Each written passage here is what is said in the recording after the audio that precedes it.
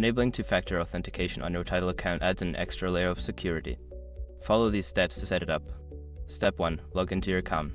Open the Tidal app or website and log in using your username and password. Step 2. Access account settings. Navigate to your account settings by clicking on your profile icon, usually located in the top right corner of the screen. Step 3. Find security settings. In the account settings menu, look for the section labeled Security or Privacy. Click on it to access security options. Step 4. Enable two-factor authentication. Locate the option for two-factor authentication. Toggle the switch or check the box to enable it. You may be prompted to enter your password again for verification. Step 5. Set up authentication method. Choose your preferred method for receiving the authentication code, such as SMS or an authentication app. Follow the on-screen instructions to complete the setup. Once you have completed these steps, two-factor authentication will be active on your Tidal account, enhancing your security.